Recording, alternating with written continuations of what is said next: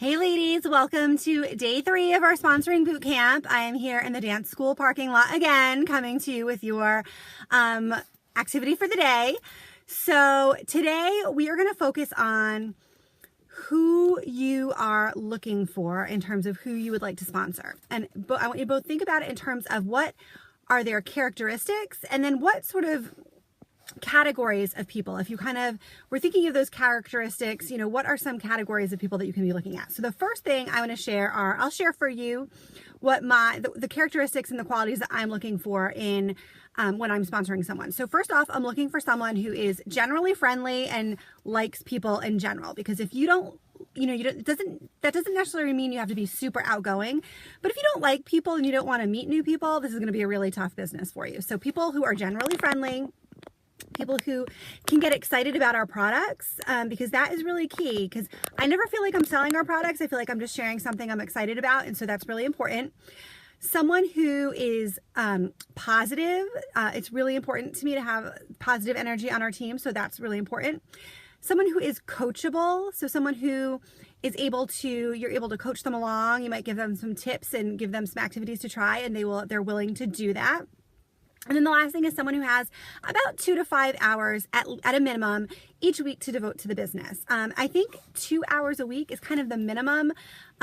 Maybe you could go down a little bit to an hour a week if it's a period of time where someone's really, really busy at work or whatnot. But I think, giving it maybe like 25 to 30 minutes a day, like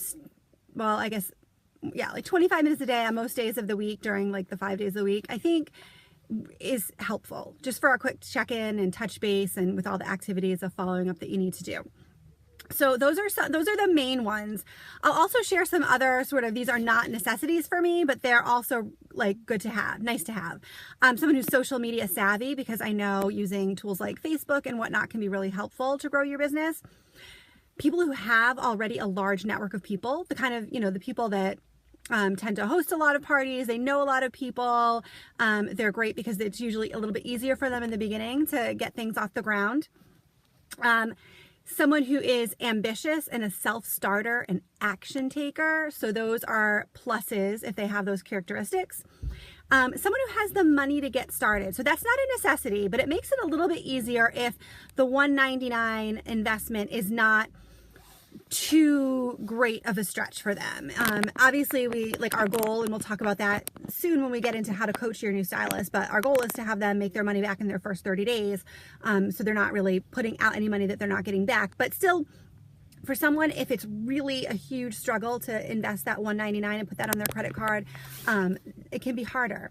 And then the last thing that's just another plus is someone who has any kind of a background in sales. Anyone who's ever done any retail sales, worked in sales or anything, any kind of a career like that. So those are characteristics. And then I'll share with you, I kind of have 11 categories of people that I kind of keep my eye out for. My main focus is more probably some of the earlier ones I'm going to mention, but I have all of these buckets that are I have a little like ding ding that goes off in my head when I meet someone who falls into one of these categories or hear about someone. So the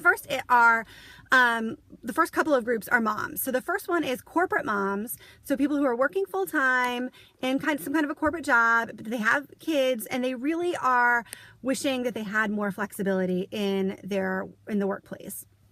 Second category are stay-at-home moms who are now looking for a little bit, maybe a part-time gig on the side. Their family could use a little bit of extra income, but they have a really hard time committing to a 9 to 5 or even a part-time that has very specific hours. They really need more of that flexibility. 3, recent college grads who have some steep college loans to pay off. So that could be college grads or law school grads or, people of that nature. Then I look at some categories of career fields. So maybe realtors. So they're people with sales background, but they also are really working every weekend at open houses and they're really at the whim of their customers. And that can be really frustrating. So something where they're really able to create their own schedules can be nice for them. Entrepreneurs. So people who are small business owners now, but they're struggling. So they would really love something where there's a lower price point of investment. So they're not having as much expense in their business. And it's a little bit of an easier business model that they can follow as opposed to really like trying to generate business on their own, which can be difficult. Next, teachers who are maybe looking to make some extra money in the summer, or maybe they're tired of the stress of their job. It was rated as one of the highest stress careers. So maybe they're kind of tired of that bureaucracy. They'd like to get into something different. This is a great field for them.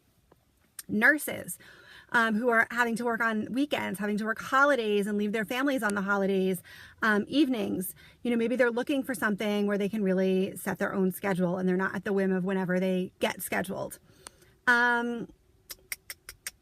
People who are in retail sales. So, you know, when you're at the mall and you meet someone in a store who's particularly friendly and adorable, you may want to like chat with her and say, hey, have you ever heard of Sell and Dot? And we'll talk more about the words today later, but they're a great group of people to think about because especially they're used to selling things, but they're not probably making, you know, per hour. I don't know exactly how much they're making, but probably not, you know, your average trunk show. If you're making $250, work in a 2-hour trunk show, they're probably not making $125 an hour in their retail job. So retail sales, also just made me think of, I don't have them on my list, but like waitresses and bartenders. So people who like, you know, having kind of off hours and are used to dealing with people and handling people and being friendly with them. Next, I have people who are about like 10 years or less away from retirement and really looking to kind of build a flexible income source for them when they kind of move into that retirement. Maybe they'll work part-time doing something like this, but, you know, setting that up in advance. And then lastly, what about personal stylists? So if you know anyone who is a personal stylist, has a business doing that, this is a great little source of additional income for them. And kind of coming off of that would be people who are already kind of have a social media following. And so they have a community that they can sell to. Maybe they're known, I don't know, there are a lot of like fashion bloggers and people like that. So this could be kind of something fun where they can like layer that into their income. And I think that's that. So those are some categories to kind of get you thinking. So you don't have to use my categories. I'm just kind of giving you some examples and some thought starters. Some of those may be perfect for you. Some of them may not. You may be thinking of additional groups. So definitely what I'd like you to do today is to think about the characteristics, the personality characteristics that you're looking for, and then think about those demographics, like what career fields or what, you know, are they moms? Are they single? What age are they? That kind of thing that you're looking to target. And then tomorrow, I'll just give you a heads up. Tomorrow what we're going to do is then take these groups of people and then figure out what's important to them so we know how to talk about the opportunity to them. So that's for tomorrow. Don't jump ahead. So just do this for today. And I look forward to hearing who your categories of people are. List them all out. And then what I would do is pick like 2 to 5 that you think really fall into your sweet spot, like the groups that you really probably would have a natural connection with. Okay, that's all for today. Talk to you tomorrow. Bye-bye.